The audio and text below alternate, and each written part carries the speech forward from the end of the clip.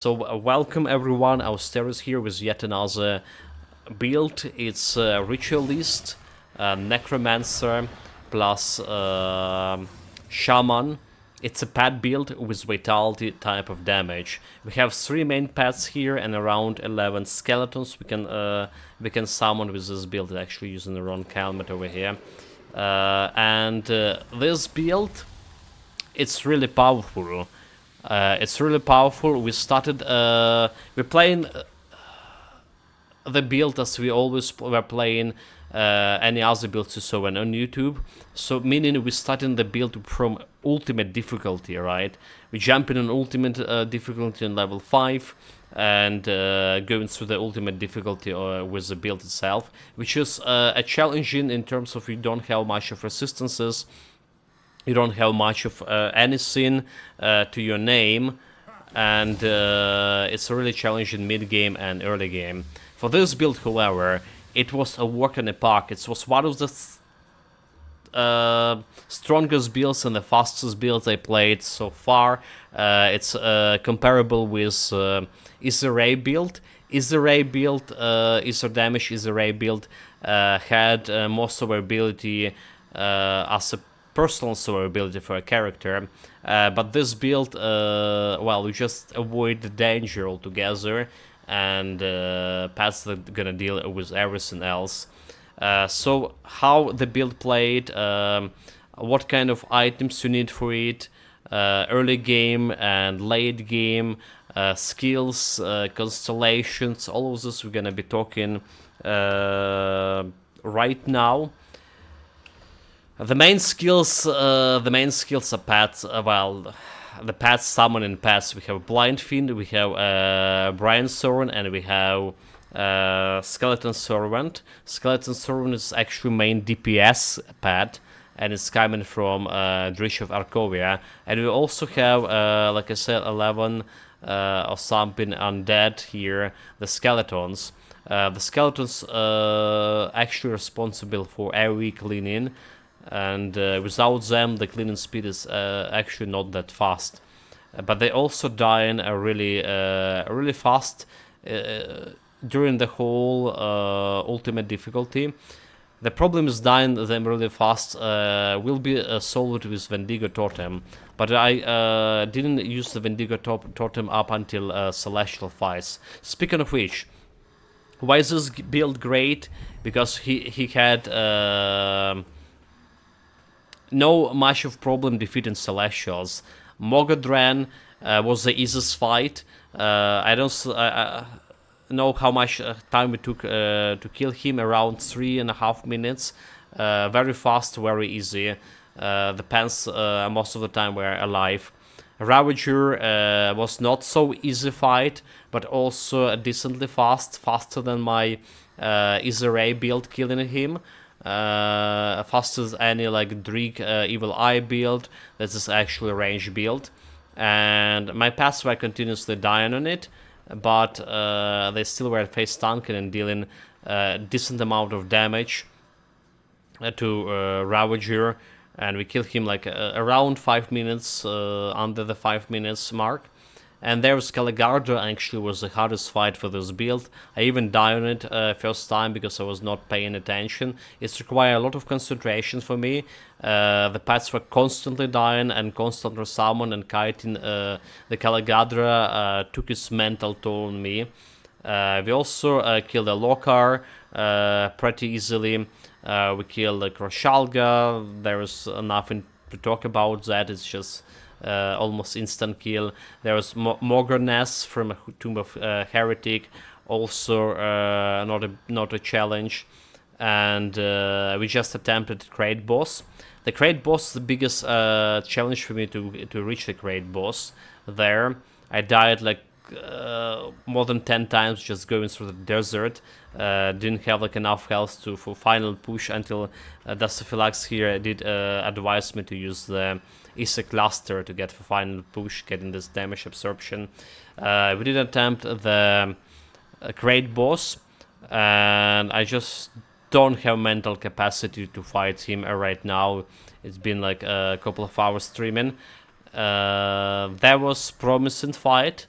Nonetheless, pets did die pretty fast, and our pet's dead. I'm dead, and I don't think that we can consistently kill the crate boss with this build, even if we kill him once on my top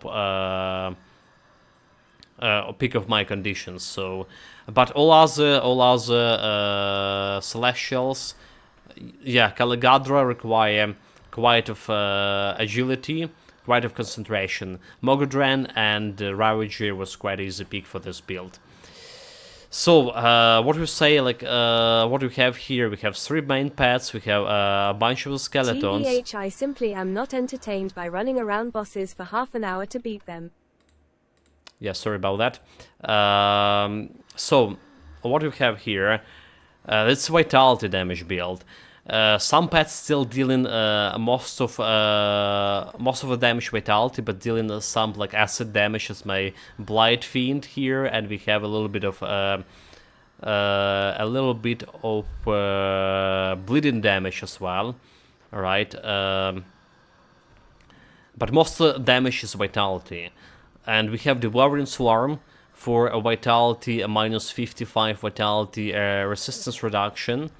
And then we also summon an Eldritch Hound from Bismel Command, which is giving additional 25 flat resistance reduction, and that's enough to fight Ravager, which just have like 100, more than 100 vitality resistance, and kill him decently fast. Comparatively speaking, decently fast. Okay, that's like the skill rotation for the build. That's how it's worked. But how we did approach it, the crucial items, what kind of items you're using on early stage. That's what we're gonna be talking next. I'm gonna show you my stats as well here. So surprisingly, this build had quite a good defensive and offensive ability all around throughout the ultimate difficulty. I was very worried about having not enough, like, defensive ability in the mid game, and been dying a lot because of that. It's never happened. We were keeping this defensive ability on very high level. Not a single, so the monsters have 20 something percent chance to miss me. Not a single crit chance I spotted against me. Well, you're hiding behind your pets most of the time, so even if someone hitting you with a defensive ability, it's enough to survive for a decent amount of time before pets are just dealing with your target. We have a lot of over maximum resistances here. Right, poison, piercing, vitality, bleeding. Well, Ether and Chaos resistance we were struggling with. And we're struggling kind of with armor value, but then again, this is not the build for face tanking. Despite how much I like face tanking myself, we have almost 20k health here, and secondary resistances looking like this. All right. More importantly, our physical resistance 48% here, freeze resistance 80, and slow resistance over here. And important part stats are pet stats, right? Life damage, attack speed, critical damage, because they were an offensive ability with critical damage because they were attacking quite a lot. We obviously buffing that with Call of the Grave, and we're buffing that with Mogodran, Howl of Mogodran, which is have on my Bone Harvest. Bone Harvest another buff to my damage. A little bit of the buff. So all the resistances, physical 41, defensive ability wasn't that good. Wise, my pets were dying more often than I would like to. But like I say, having the Wendigo Totem solved the problem with dying to normal bosses. In fact, like we face tank the Korvac without Wendigo Totem, Korvac and other like bosses like Horian, and it was no problem at all for my pets to face tanking them even to Sunder. Right, yeah, so that's resistances, it's the pet stats. the crucial item for a build, which you're gonna get on a level 94. It's the Bone Scavenger's Death Grip here. Those glows taking your physical damage of your pets and convert it to vitality. Also, it's converted partially acid damage to vitality. So the fiend, the blind fiend over here, still was doing some poison and acid damage, but most of the damage actually was vitality damage because it was converted. That's a crucial item for the build. Early on, you have the marrow bands. This you can get it, I think, as early as level 18 or level 20, and both of them giving some partial conversion of physical damage to vitality damage, but the main conversion happened in the late game. So how do we build this build right early on? Like I say, you have those marrow bands, you have something like death. Devil Crossing rings that giving you some pet bonuses. You have a bunch of pet bonuses, rings, and items along the way. Right, like the blue items, Empowered Dead Beater, vitality damage pets.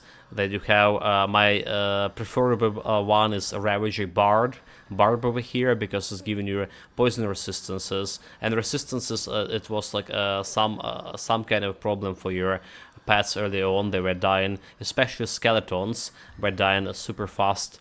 They still were dying super fast later game, but not as fast with or not dying at all with Wendigo Totem, basically. Let me show you. Okay, let's finish with this starter items, and then we show how the build working in Shatter Realms, like, yeah, and we're talking about late game gear and constellations and skill, etc. So there's a couple of monster and frequents you definitely want for the build to have. One of them is Wendigo Gaze, right? Summon limit to raise skeletons, attack speed to summon Brainstorm. But most importantly, you want to get Ascendant Cowl as fast as possible. And this is increasing the limit of your summoned skeletons. So instead of summoning 3 skeletons per skill press, you get in summoned 7 of them. And it's super important early on. Like I say, because skeletons dying and you resummon them faster than they dying. Another monster and frequent I'm using here, Death Watcher Pendant. So for Death Watcher Pendant, because you are playing for Necromancer class, you would need to go to Blood Grew and get the pendant from a vendor.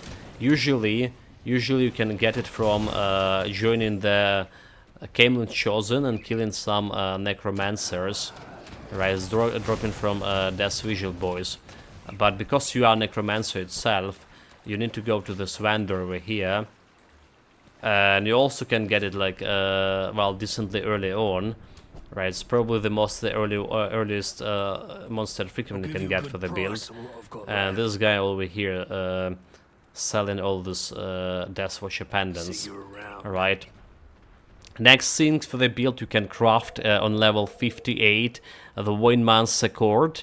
It's a craftable. It's giving you. It's one of the best probably pad belts for this build. Early on, that is. And I do recommend it to grab it. You also have a bunch of Ruvari armor, right? On level 35, especially if you're playing on a normal difficulty first, you're gonna get the Ruvari armor reputation items, and there's enough to cover some slots of your gear. There's Bond of Wrath, another monster and frequent.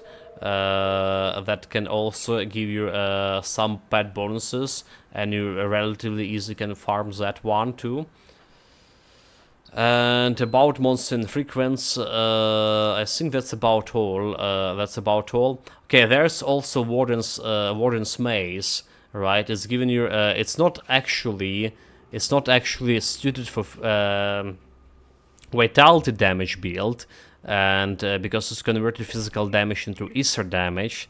But since you don't need that much of vitality damage early on to begin with, right? And if you play, especially if playing on normal difficulty, this is a decent item to have like on level 20 or whenever you kill the warden. It's one of the first monster frequent you probably can get for your pet build. And I encourage you to play with it. We didn't play with it on ultimate difficulty because we level up super fast. Experience difference you get from a questing there, but I encourage you to get this Warden Judgment and play with it. And don't go to level up the Warden Swarm that much early on. The pets doesn't doing that much of vitality resistance to begin with, Warden Judgment could be good. So there's the Krovari's Shoulder Pass I was talking about, level 35. It's pretty decent one, as giving you elemental resistance to your pets. There's a bunch of like other items that have pet bonuses here. And okay, another monster frequent I'm missing, it's Bloodswarm Signet. Bloodswarm Signet, it's giving you a lot of different stats depending on kind of affixes you get, but it's also good for your pet build, and that's the one we're using for this build over here, right? End gear. What we have for end gear, we stick it with Dirge of Arkovia as a level 60 relic, because I've mentioned before the Skeletal Servant. It's actually the most powerful of your pets in terms of pure damage, right? We had the Shadow Fiend Cord, very good belt, +1 to Necromancer, a lot of damage, a lot of resistances for your pets. The Vendigo Gaze, the Bloodstorm Signet, and the Death Watcher Pendant. You already saw those. For my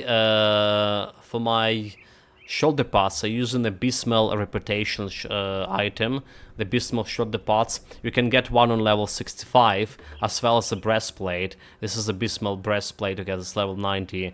But there's a one for level 65 as well. Alright, there's a one for level 65 there.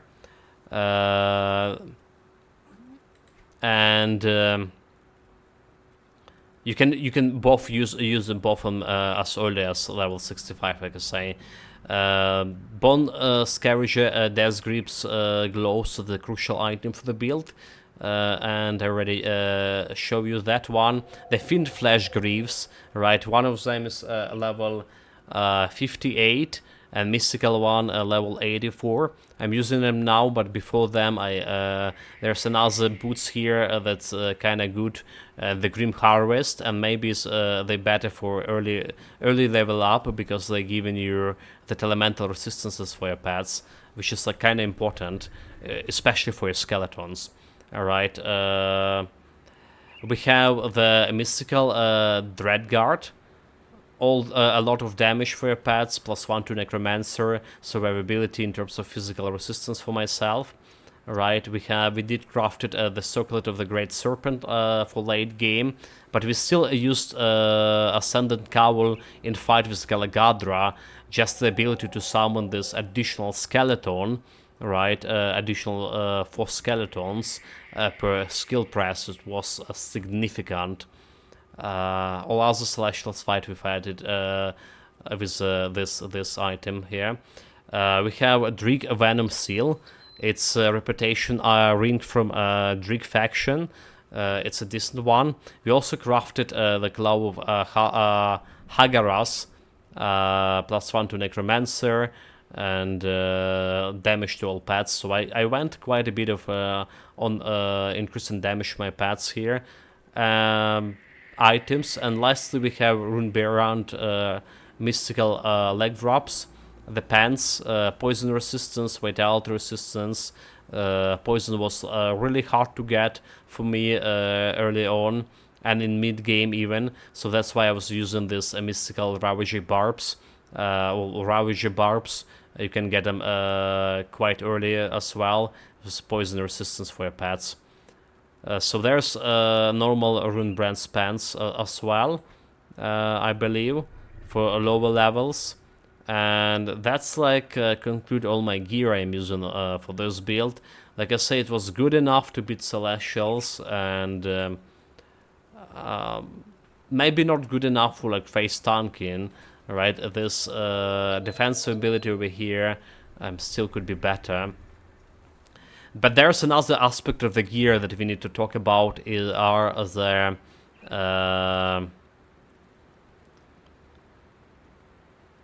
augments, the powders, right? So for those elemental resistances I mentioned you need really early on, I recommend this Devil Crossing powder. You also can get it pretty early. Riff Hound Salt, plus 15 elemental resistance, plus 8 chaos resistance to your pets, and also giving you some speed. I believe I have all of these powders, elemental powders, on all of my 3 rings. Then we had, for craftables, we have Eldritch Mirror for my pets over here, 10 total speed. And we had the Beastmelt Bones on my breastplate, 22 all damage and defensive ability. Alright. And we do have scales here for my pants, for some armor, and living armor here, for some armor absorptions for my main guy, but it's not really that important. Alright, we don't have like any augment on my gloves. You can think of something you want to get. So for or component, rather say, we do have augment here. It's blood binding, soilless blood bindings. It's just giving you defensive ability and health. So I decided to getting myself more health here was kind of important. Then we already have like over maximum of important resistances to fight Celestials. So that's like improving a little bit of health. We also have crafted some selves here, like on the self for health for myself, the elixir of Mogadren, health to pets and total speed, and royal jelly for a little bit more health for myself. And we also bought like a wild tincture from Borrowholm. Reputation faction is like literally the first thing you can buy from them, and it's summoning for 15 seconds of the bound wrath here, which is also dealing some vitality damage and have like a lot of health to face tank the stuff. So I would recommend to look into this items. Okay, I was saying like we're gonna be checking Shattered Realms, but let's finish talking about the build itself, and then I'm gonna demonstrate how it's performed in the combat. So next important stuff to talk about is skills. Necromancer was my main mastery, more or less. So we started with the Rise Skeletons as a main source of damage and cleaning, and then we move into Blight Fiends for main source of face tanking. We have a Call of the Grave, Mark of Torment. We did have a Spectral Wrath as additional source of minus vitality resistance, 17 in my case, when someone attacking you. But I not really was putting in points there at the beginning. We put it like close to the end of the mid game, like being on level 80 something or close to level 90, because I already have some points I could spare, and putting 1 point into both of them seems like a good idea. But already I wasn't getting attacked that much, so you get more profit to put in your points into Devouring Swarm for vitality resistance. You can't rely on this one for vitality resistance, but it's also giving you additional survivabilities through the health and defensive ability, so that's not bad to have some points there, at least one. Well, Master of Death was my main exclusive skill. Alright, and we also have 1 pointer into Bone Harvest. First of all, because I need Bone Harvest to get to Teaser Howl of Mogadren to something. Second of all, the Soul Harvest actually buffing your pets a little bit for that vitality damage and overall damage. This is how our Necromancer was looking like. And the Shaman We did have summon Brian Thorn here. It actually was really important pet for this buffing over here, right? Offensive ability to your pets, 110 to all damage, physical resistance, bleeding resistance. Bleeding resistance is another resistance that we were lacking with early on, especially with the pet build. Had the Heart of the Wild and more importantly Orc Skin. I started leveling up Orc Skin relatively early, and we were waiting on Devouring Swarm to level up until mid game or late mid game, because well, even on ultimate difficulty, you don't need actually to do. First of all, my pets didn't have much of vitality damage up until late game, right? The skeletons over here have physical and vitality damage, but they have more physical damage, right? They get more vitality damage from the Will of the Crypt, but still the physical and vitality damage, the physical damage in my pets is predominant damage. Thus, having more skill points in the Mogadron Pact early on can actually benefit you more than anything else, because physical damage buffs to your pets. And finally, we have some points into my Wendigo totems, some points that left. We did utilize the 3 skill points from Shattered Realms here, so that's why it's looking like we have more points than usual. Devotion. The first thing I went for my devotion is the Thought Constellation. For this attack damage converted to health, I was mistakenly believing that on ultimate difficulty it's gonna make a difference and keep my pets safe. It didn't. It was mistake. I got a thought at the removal of the points from your thoughts later on, and get it at the very end back for balancing stuff. So attack speed, attack damage converted to health without Wendigo Totem, doing absolutely nothing despite my pets critting so much. Alright, so what you need to pay attention first is your pets' resistances. There's the Shepherd Cold here that giving your pets some damage, but I never went with it. My Solemn Concentration was resistances for pets. So we have the Night Talon, early on that is. We have Raven, we have Abysmal Command I got somewhere in the middle of game, and it is important constellation because it's giving you that Eldritch Hound with ability to flat resistance reduction 25 for 6 seconds, and well, it's additional pets all along as well. Alright, so we had this is already min-maxed constellations. Alright, so we did remove some early constellations here. So this is how we look in late game. So we have the Jailer. The Jailer was good for resistances for that. Well, one resistance, poison and bleeding. Say I was have trouble with poison resistance. There was the Wolverine. Probably the first one that I went for, and it's still recommended to go for. Just giving you a lot of resistances as well. Mogadron Wolf, we get close to the end game with the Mogadron Howl on my Bone Harvest. It doesn't do much, but it actually does do much. Offensive ability boost, total speed boost. Right, so I didn't plan to go for the Mogadron Howl to begin with. I planned to put Shepherd Cold actually in my Bone Harvest, but I realized it's actually suited better to my min-maxed constellations, and it's still doing a lot with that attack speed, offensive ability, and total speed. Right.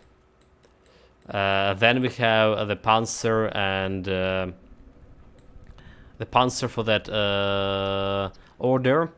Right, we need the order for her, for Keeper of the Waters, right? Elemental resistances, poison resistance, and I was contemplating to get myself this one instead of 1 point into stock, which is giving more damage.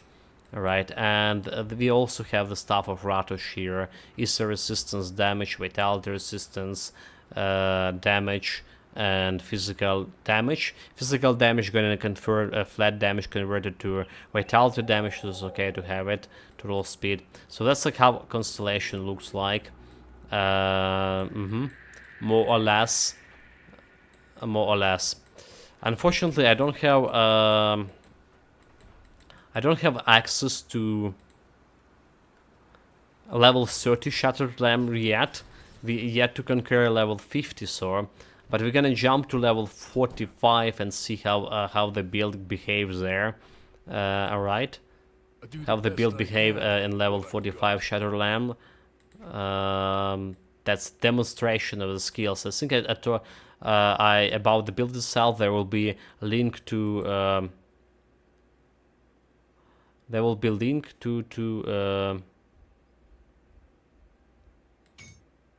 okay, this actually will be level 44. Damn it, I crafted the wrong sigil. Okay, never mind. How far shall we go? That's a level 35, but still enough to demonstrate the power of the build with the elites and stuff. So there will be a link to the Grim tools below the video. About showing you all the builds. Well, where's the pets? Where's the enemies? So here we go. We periodically spawn my devouring swarms, reducing enemy vitality resistance, and summoning the pets. Also, be using the bone harvest here and there to get that Mogandran howl. So this is like the survivability of my pets without the totem. You see, my skeletons already melt into poison. Already melt into poison. The AoE effects. But the moment we put in the totem over there, this additional life leash and health. You see how fast they get back the health back. Well, decently fast, so they didn't die. So the 4% life leash from a Tord constellation doing absolutely nothing to your pets, but the actual ability to life leash from a totem, that's where the survivability is gonna come from. Another thing I forgot to mention, how we utilizing this skill over here, pet attack, right? I did misremember how it was working to begin with. I was comparing it to how it's working in Titan Quest, and it's working different in Grim Dawn. It's working better in Grim Dawn, as I say. So you can send your pets by pressing the skill in the direction you actually aiming with your mouse. Can't do that yet. And you can target a specific enemy with this pet attack command, which is helping a lot in when you need to target specific elite, well, in a fight in general. Okay, we're missing some pets over here. That skill's Apparently, they die into poison. Still having like that much health and poison resistance. At 80, not saving me from dying to poison. My pets dying from poison or acid pools. They feel like they're doing it like super fast, rather to say. So we also should periodically use the Call of the Grave for my past damage. But yeah, you see the crits sometimes over 100k, if not more, not reaching like 200k. That skill's not ready. It's just a matter of the buffs. Okay, and the boss fights over here. Let's go. Those boss can be nasty. So attack one, attack with pet command another one is dead. My pet's still alive. This guy down. This guy down. Not yet actually. Sometimes if you have a lot of melee skeletons, right, it's hard for them to get surround the target and to actually hit it.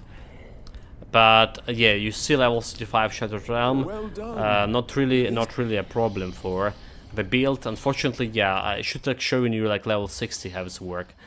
But we did have all of this playthrough videos on the YouTube channel when you saw me defeating the Celestials, so it's gonna give you more idea about the build. Okay, didn't got a single a single purple item here. This is disastrous. Disastrous loot. This is all I want to talk about this ritual pet build. A very strong one from end to from beginning to the end.